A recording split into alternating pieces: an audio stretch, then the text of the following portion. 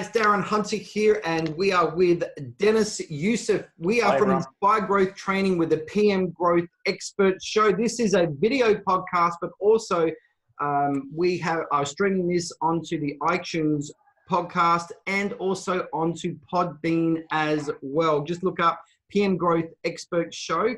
Today we are with Rachel Readhead, all the way from New Zealand. Hi, Rachel. How you going? Hi.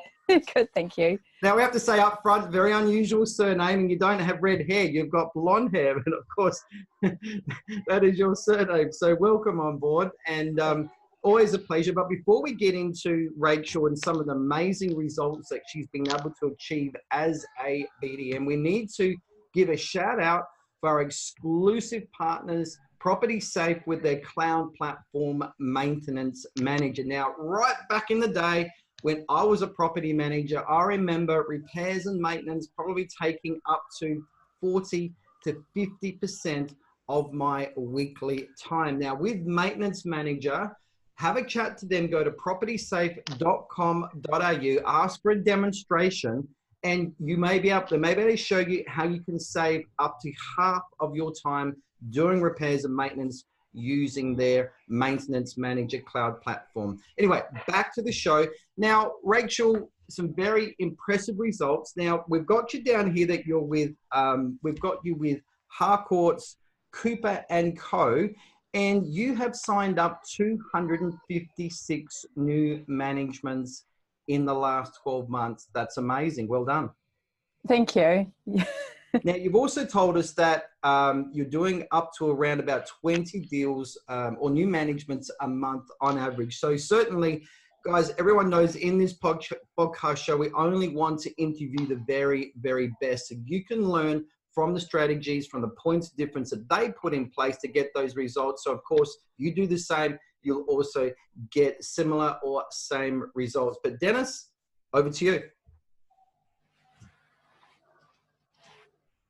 Yeah, certainly some really good numbers that you've done there, Rachel. I mean, we met for the first time at the Harcourts conference, I recall, in May 2018.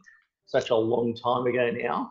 And you'd actually taken out the best BDM for the Harcourts in New Zealand. So well done for that as well. Yeah, thank you. That's a fantastic achievement.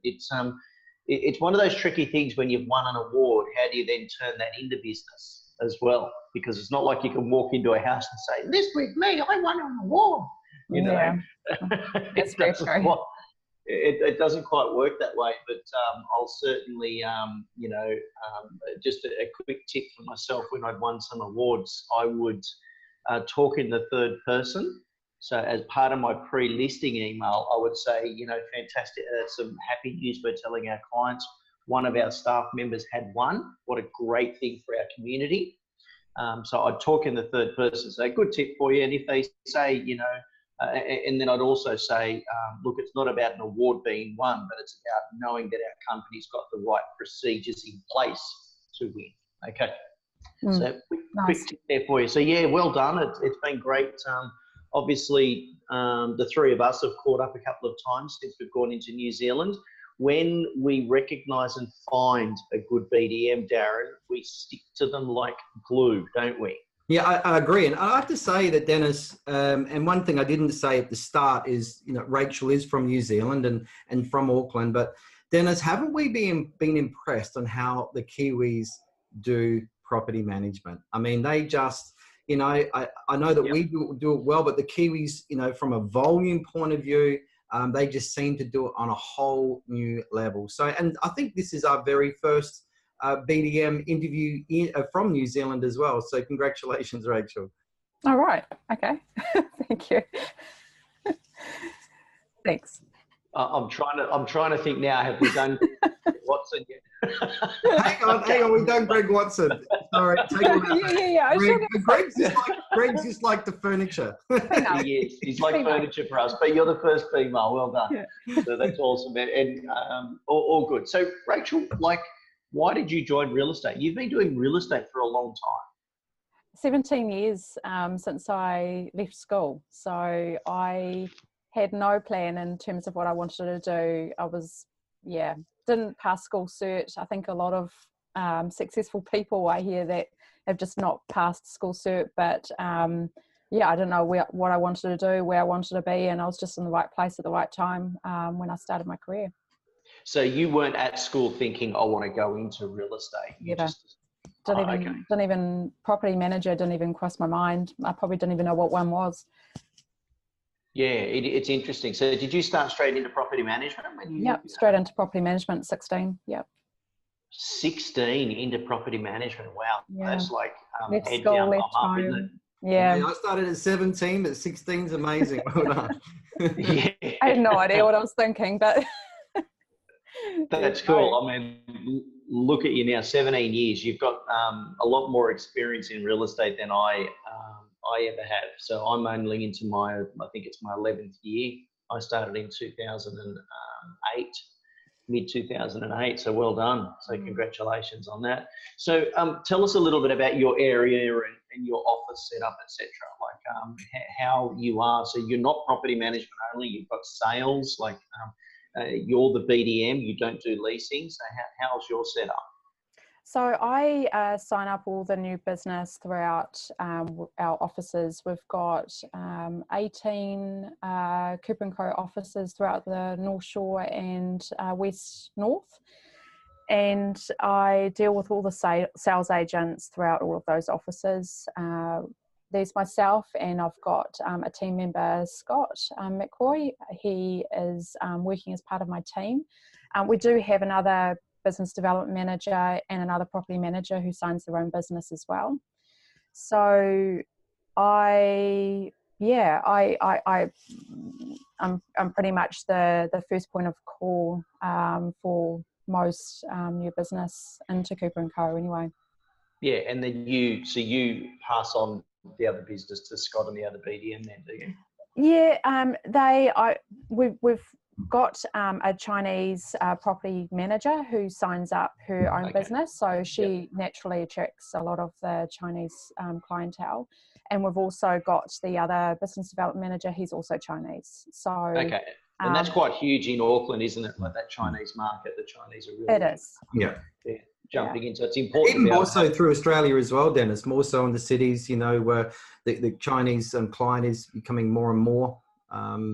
Investing more and more in Australia as well, and there's certainly more of the need for BDMs to be either of that culture or even speaking Mandarin. But it is. And speaking of that, you're also learning Mandarin, is that right?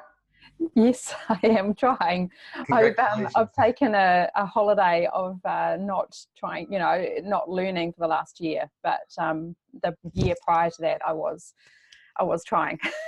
Okay. I walked back onto that bandwagon of learning the language. So is there anything that you want to say to us? No, there isn't. There isn't. Okay. Don't I won't put me on the spot.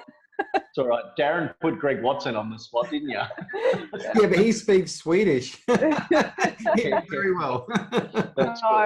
No, Mandarin is very difficult. But even using that, I've used that as a tool to try, actually letting, it doesn't mean that I don't deal with Chinese owners, but I do tell them I am trying to learn the language. And, and their eyes beam with, delight. So it's, and I've had so many owners actually offer, I could teach you, or I could teach your daughter. My daughter also is learning Mandarin. So I think it's one of the most important languages for me anyway, that I think that should be learned, especially in school. Can I just ask, Rachel, are you feeling led now, considering the cultural mix in Auckland and certainly in New Zealand, are you inclined, you've mentioned maybe looking at learning Mandarin, but how about Hindi or Punjabi or anything like that too? Is that something that you've considered, or just at this stage Mandarin? Definitely just Mandarin. Yeah, just the huge amount of clientele that I'm dealing with are Chinese, especially in Auckland. And I've been turned away from business from Chinese because I'm not speaking the language.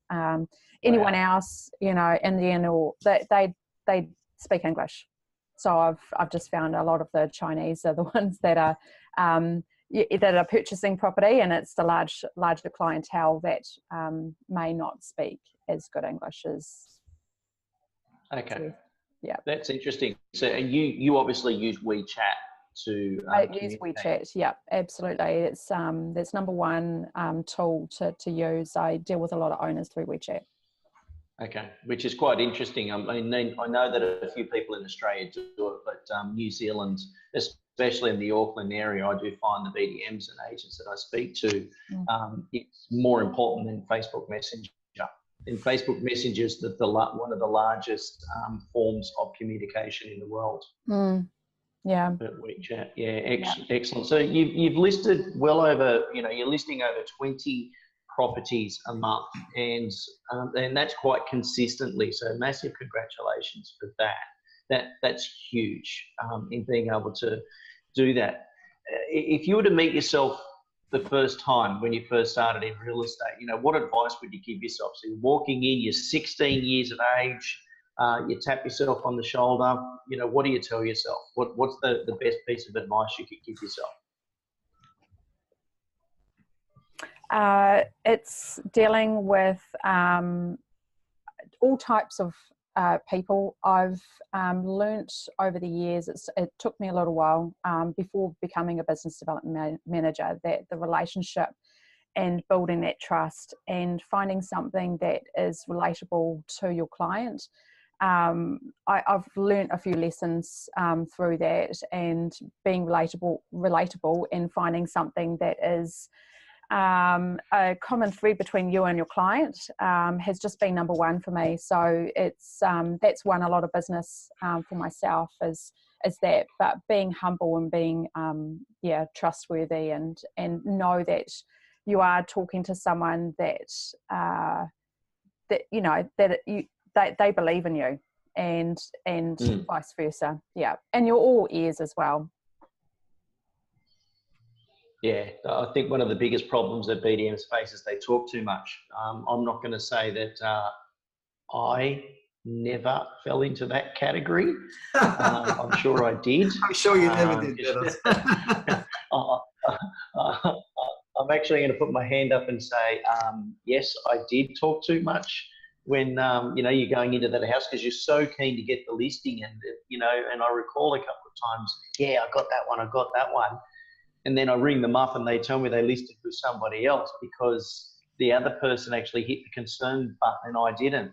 So it is so important that we've been given 2 ears. So that is one of the most profound things I've heard in regards to that. I think you've just pointed out, we can easily talk ourselves out of a deal by talking too much and not being specific only on what the client cares about.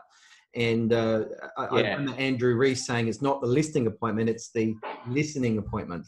Because as we listen, we understand the exact shape, proportion of the problem that they have and the concerns they have. And once we just examine that, we can then, just address that only and then get them over that end speed hump and to the signing. Yeah, it certainly is important. So, sorry, you go. Oh, you just don't know what their concerns are if you're not actually there listening to what their concerns are. You need to tackle that first. Yeah, the couple of other things that you said is connecting with the clients. So being able to connect with them, being able to be relationable with them. So relatable, and there's different types of personalities, and some people, for example, you can get on with the business person, but you also need to be able to get on with the bikie or the tradesperson, or that you go into a presentation and they've got a fluorescent shirt on. You need to be able to have a decent conversation with them like you can if somebody was in a suit when you walk into the house, or the family person. So it's being able to relate to all of those, 5 or 6 different personality traits. I mean, if you can master that, then it doesn't matter what stat or how good you are. If you can't connect and relate to the people, then you're not going to get the business. Well, what's an example of when you're in a property, how you can try and gain trust with a client? Have you got any examples of stuff that you've said? I mean, I used to, walking up to a property, I'm always glancing around to see if there's a boat or if there's a sign there in defence. You walk into a house, I'm looking at pictures, wedding photos, or if I can see a jet meaning they might be in the Royal Australian Navy, or they're an Air Force person or whatever. I'm always looking for those things. What's an example that you might try and do? Well, kids is an easy thing, but prior to having kids, I would, I mean, that was hard because not having kids, you know, and if, I mean, I had rental properties then as well, but not, you know, like if I couldn't find anything that I couldn't relate to them, I would be talking about my own experiences or my own investment properties as well. If I can, you know, that story or that concern that they have, I'll try and tie that in with something that they might be concerned about. But I'd always be looking around, you know. There was last week I took a photo of their fridge because I absolutely loved it. It was the same fridge that I had, but I was jealous of theirs because they got the new upgraded one that's black rather than my chrome looking one, you know. So it was, I've got a lot of experience in the in building and actually being very hands-on with building our home when we did that in 2008, and I've renovated a lot of properties and sold a lot of properties. So that experience and that side of things. So if they're currently renovating at the moment or they're changing things, I can very confidently give them the right advice in terms of what they need to do, or, you know, an approximate on how much something would cost. So there's quite a lot of areas that I can pull that in.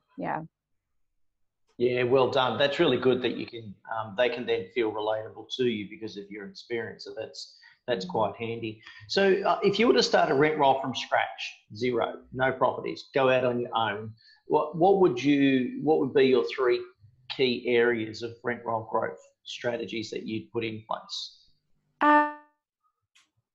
Well, I've started a portfolio from scratch before. So for an example, when I came into that office, there was another property manager, there still is a property manager in that office, very big personality, and she had a massive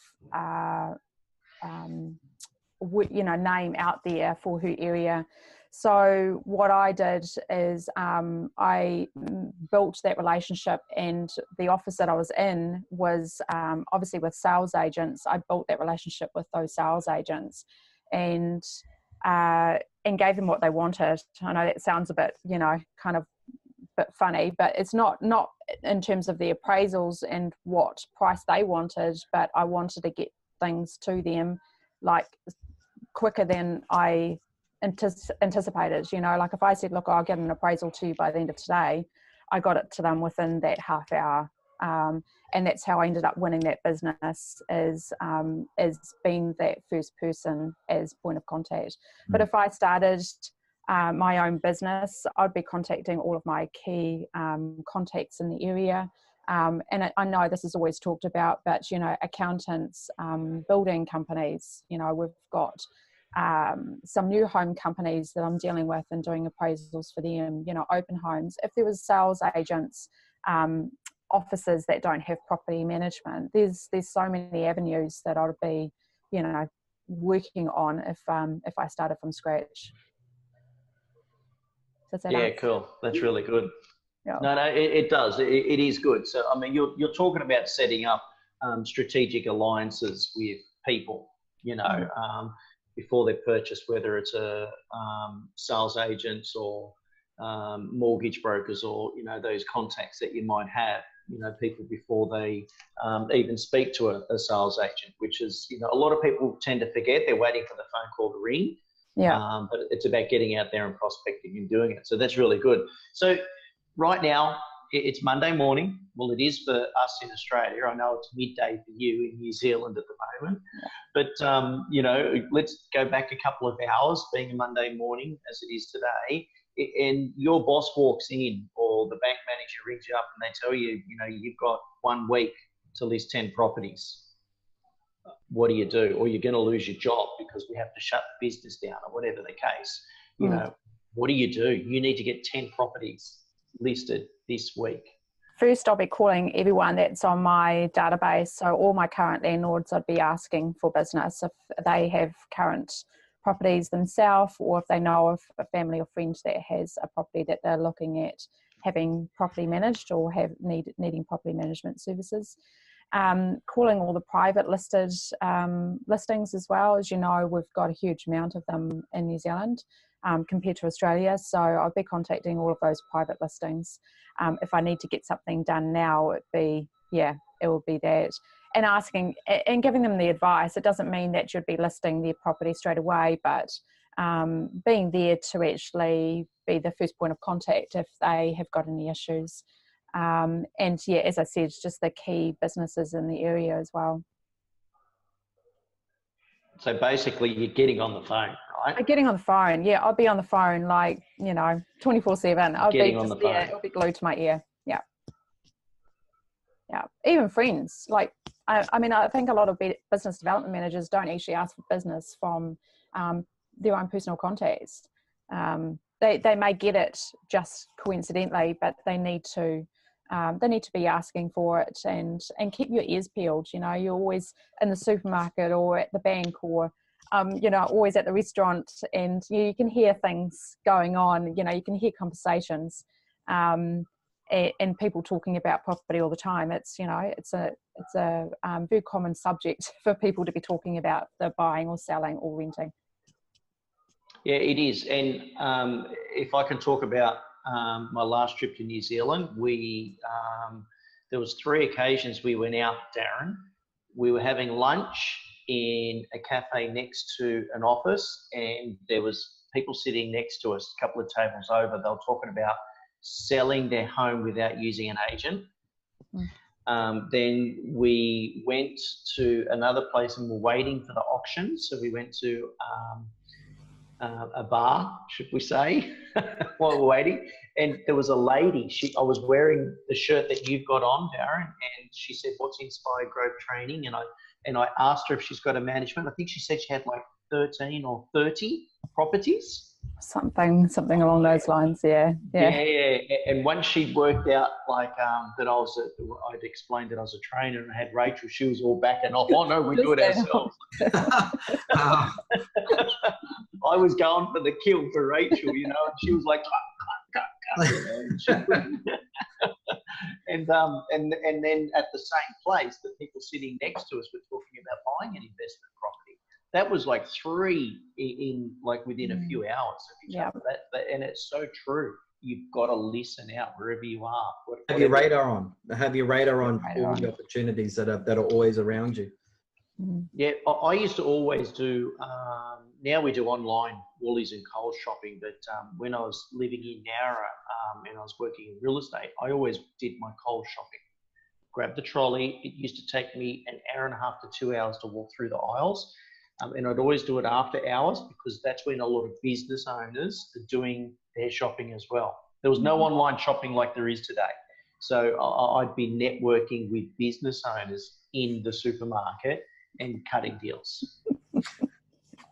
I can just imagine That's just how it is. That's just Deniz. Anyway, okay. So, what would be the biggest rent roll growth strategy for you? What brings in about 80% of your business, would you say?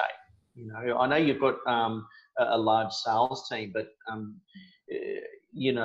is that where most of your business comes in? Where's most of your business coming in at the moment? Definitely sales agents. They give us about 75% of our referral business. Yep. So it's definitely something I'm always working on with the sales agents. We've got new sales agents that come and go all the time, obviously, and building that relationship. There's even sales agents that are outside of Harcourts that refer business to us. But keeping that relationship with them, as I said, just giving them what they need and doing it fast, especially those rental appraisals. If they need something, I just get onto it straight away. And I guess lucky for the business development managers, they have the time to be able to do that. Property managers, I've found, have a lot of other things that they're trying to do at the same time. So getting those appraisals out to them ASAP, giving them the information that they need and provide it to them, and just being there to help them through any process. If they've got an investor that's looking at purchasing, just help them out as much as I can. And I'm just doing that on a daily basis. And with those sales agents, we do, because of the large offices or the amount of offices we have, we've got inductions every month as well. So once a month I am there at the induction and doing a 10-minute intro on property management to the newbies that come into Cooper and Co. Okay, so you caught my attention here on a couple of things. Firstly, Darren, we've done an interview on, you interviewed myself about why a BDM might not be listing 30, 40 properties a month. And one of the things that we said is they can get caught into property management. The BDM gets caught into doing other tasks. Doing anything other than BDM, nuts and bolts, filling in. Whatever the case. Having to manage properties and get on the tools.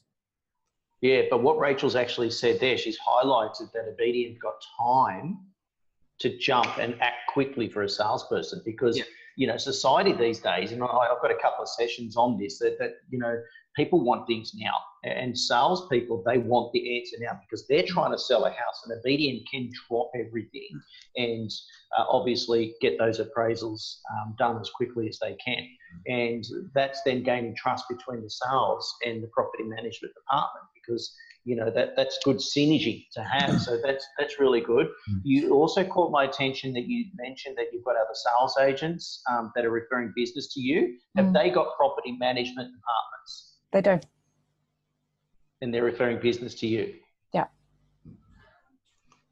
They do. So tell us about that. Is that they just don't trust?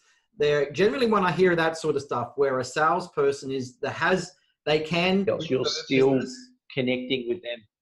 They can refer business to their own rental department, but still choose to refer it elsewhere. On the surface, showing possibly a display of disloyalty, but is it because they don't trust their property managers, or is it they're not getting remunerated properly? What's the main reasons you're seeing why you're capturing their business where they could be referring it to their own company? I don't know what they get referral wise within their own office. So it could be that we do refer, we do pay a referral to our sales agents, but if it's a sales agent outside of Harcourts, we still pay them a referral. Second has been definitely relationship. And again, you know, getting them what they need when they need it. But we don't really appraise properties that are outside of Harcourts. They don't generally come to us for an appraisal. So I can't really say that that's something that we give to get business back. But definitely that relationship. Who knows if it's the referral or not? You know, a lot of sales agents like getting paid a referral, but I can't really say if that's actually their number one reason why they do it and what they should be getting paid from their current property manager. But they've all got property management offices within there, and I don't go out and pursue and try and get business from other sales agents outside of Harcourts. I don't personally think it's ethical to do that. So they have come to us, and they've obviously seen that we are we are doing the business the quickest, the fastest, the easiest for them, and they trust us. You know, they know that if they're going to refer someone to us, they know that the client is going to be looked after. Can't argue with that. So, Rachel, I ask you, let's just ask you a question now. Let's just say you're in a listing appointment, you're in front of a client. Now, this is not a client, for example, that has come from sales, referred to you, which is likely a very warm lead. This is perhaps a cold lead where they're talking to you and two other agencies and comparing you against the others. Now, the owner says, well, you know, why are you different? What sort of points of difference do you use to influence and impress the prospective client to choose you as opposed to your competitors?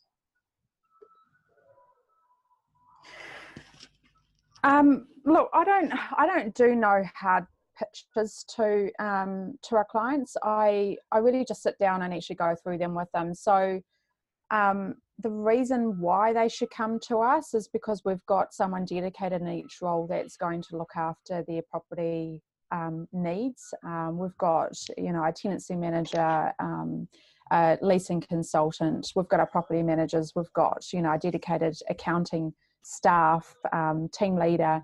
We've got, everyone in their own field, so that one property manager that I dedicate them to isn't overloaded and is trying to do the inspections and the viewings and, you know, and going to court all at the same time.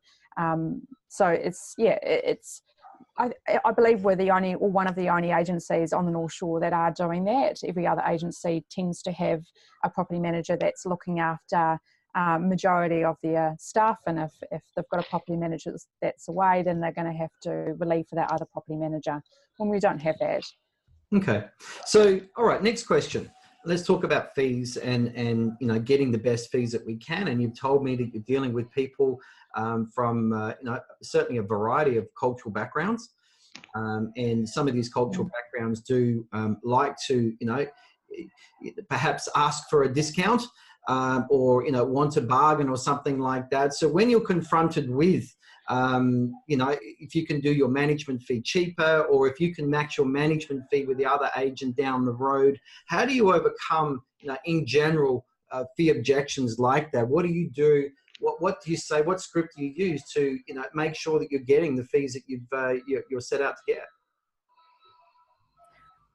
I show them the statistics that we have. I've worked out what our vacancy rate is and our arrears is for the Northern region and compared to other offices, and I give them those statistics. So I tell them what they could possibly be losing, and I give them a price comparison in terms of what they could be losing per week, per year. Nice. So very good.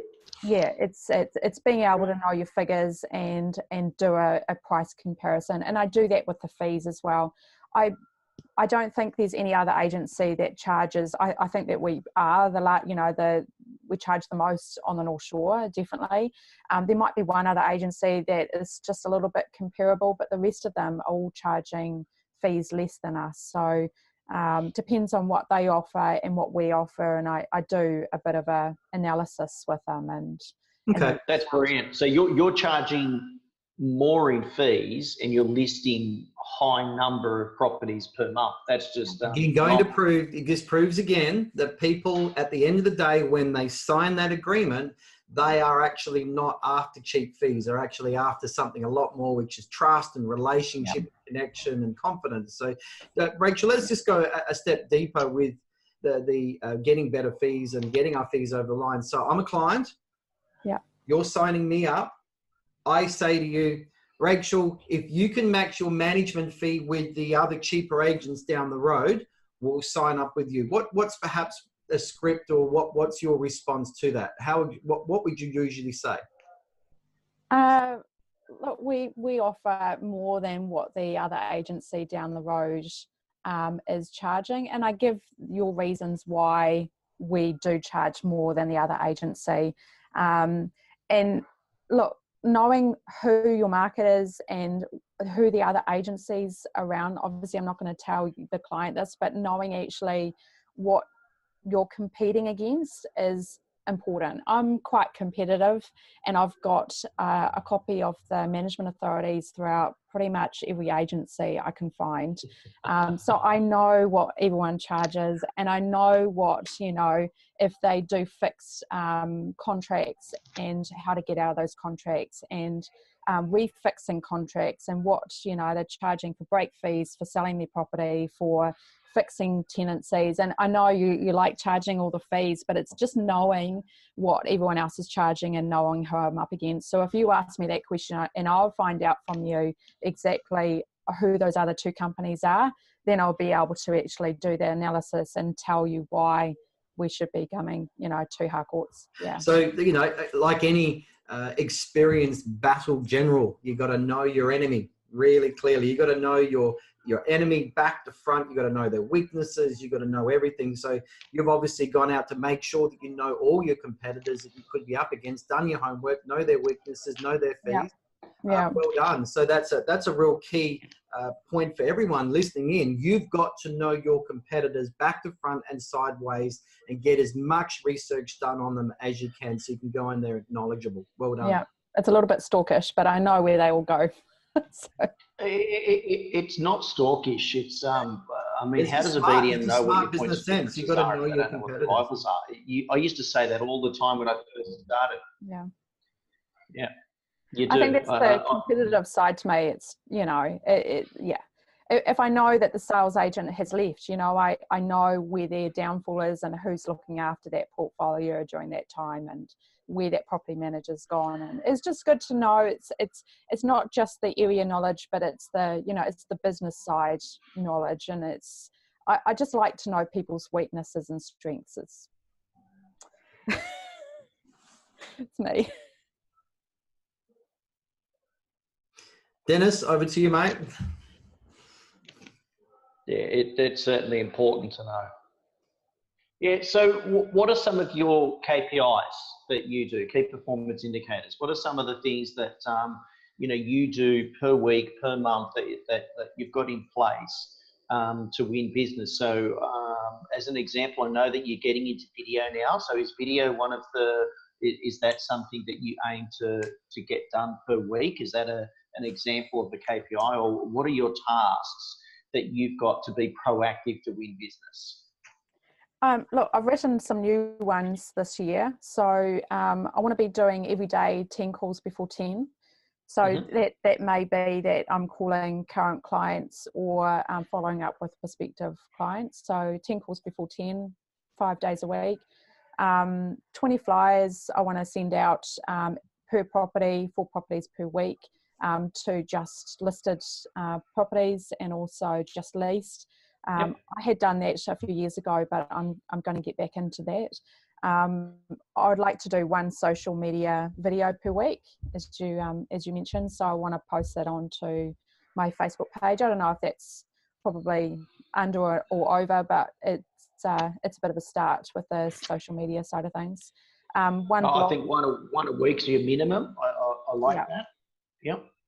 It's better than nothing. 1 blog per week, per month, sorry, as well. So I just want to do a new blog per month. 30 appraisals per month, which is probably what I'm doing anyway. 1 sign up per working day. I've always worked that. My goal is to do 1 sign up per day. It's just easier to work that out over the month. So, you know, if it's the 2nd of the month, I should have had 2 signed up in that month. And that's my goal, is to have the 30 and a clear 30 each month. 25 sign-ups per month is probably what I would prefer to get. Obviously, aiming for 30 is definitely my bigger goal. And 1 networking meeting per week as well, which I have been doing, but just consistently doing that. And if I don't make that networking meeting, making sure that I have some sort of networking meeting during that week. And 5 sales agents coffees per week as well. Nice. Yeah. Oh, look, that's quite a detailed list that you've given us there. I think that's really good. Yeah, well done. That's every KPI that you've got in place there is certainly what we've got in our list of KPIs. So I think that's it's good that you've got that there. And I love the just listed, just leased. So many people that don't do that. And, you know, when they see a for lease sign out the front, they get a just leased flyer, a branded vehicle in the street for that week or 2 weeks. That's a concentrated level of branding of you know, Harcourts in the street for a couple of weeks. I'm all over that stuff. And door knocking as well is what I used to help people take their shopping in the house. If I saw them, you know, out the front, I'd help them. So, you know, that's really good.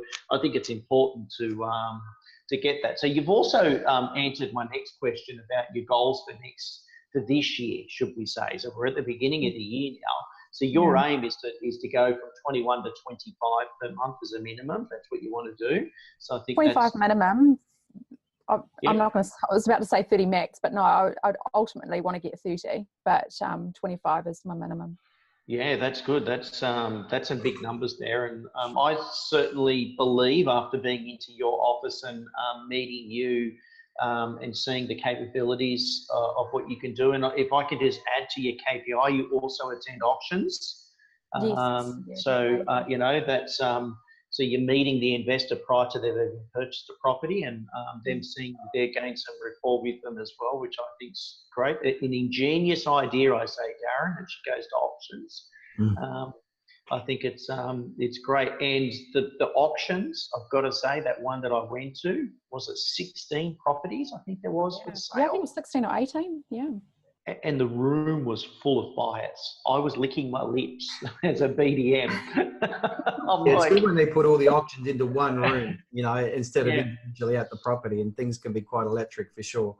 So, and there was even an auctioneer from Adelaide, Darren. Oh, really? Yeah, he was born in Adelaide, but he lived in Perth. So, he was a pretty cool guy.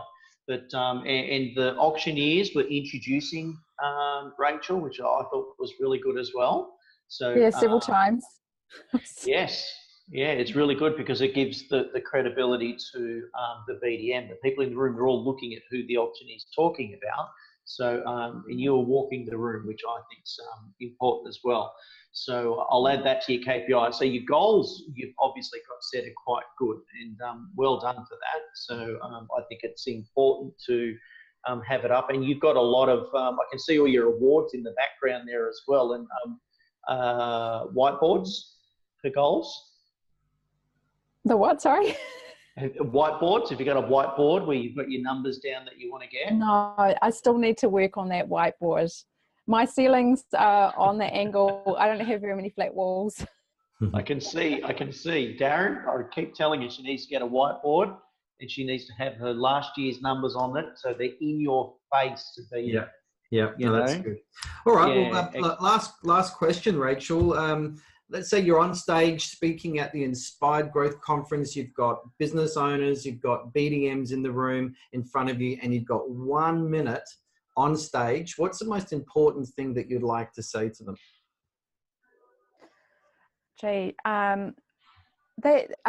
No hard sales pitch. I find that when you're doing that hard sales pitch and it bleeds from your pores, they know about it. So I think just being genuine and again, you know, going back to being relatable and honest and trustworthy is going to win you more business than, you know, having a hard sales pitch to try and win that business over. They know when you're desperate, and it's obvious. So try and tone that down. You know, when Deniz, you were talking about talking a lot, I sometimes pull myself up going, man, you're talking way too much, just shut up, you know.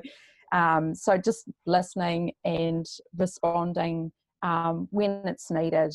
Don't you know, talk over the client, just listen to what their needs are. But yeah, believe in your worth as well. I know it was mentioned in a previous podcast, but it was something that really resonated with me is knowing what you're worth, what your property managers are worth. They don't deserve to be getting business that is being discounted. And I find a lot of owners who are asking for a discount or end up getting a discount in some way end up being one of the worst clients. So if they are willing to you know, pay for your services, they generally are, you know, much better clients overall, and you get a much, you know, happier property manager. Well, some great words of wisdom there, Rachel. Well done. And Deniz, I think that's been a great interview. Some really good points there. Yeah, I really like that you obviously know the worth of the property managers in your office, and you're standing up for them. The BDM is out there fighting for them because you understand how much they work, and they no doubt would see that value and feel appreciated back, that you're getting those full fees, you know, back from them. One thing that I used to do, Darren, is if I won the listing, let's say Rachel was the property manager, and my office, and I knew she was good at, you know, her arrears, let's say, I would go up to her and say, hey, Rach, I won this listing because I told these clients how good you are at chasing the rent whenever someone falls behind. So it's actually encouraging her for her great work, you know. So and again, it's, you know, there's always that struggle of that handover from the BDM to the property manager. So it's important to keep that rapport between a BDM and a property manager up there. They work their behinds off. I didn't win the listings I won. I won the listings I won because I knew I had the right team behind me, and you've really touched on that. So I think that's really important. Great interview. You certainly know your worth and the value in it. I love the competitive spirit, just like those damn Kiwis who beaten the Aussies in the rugby. But anyway. All right, let's wrap this interview up. Rachel, if people will have any questions and want to get hold of you, what's the best way? Oh, they could either email me at rachel.readhead@harcourts.co.nz or New Zealand 027 333 4484. Okay, and at the Cooper and Co website, where will they find you there? Just cooperandco.co.nz. We are there on the staff. Yeah, you'll find me on there. All righty. Thanks, Rachel. Thanks, Deniz. Take care, everyone. Thank you very much. Fantastic. Bye-bye. Thanks, guys.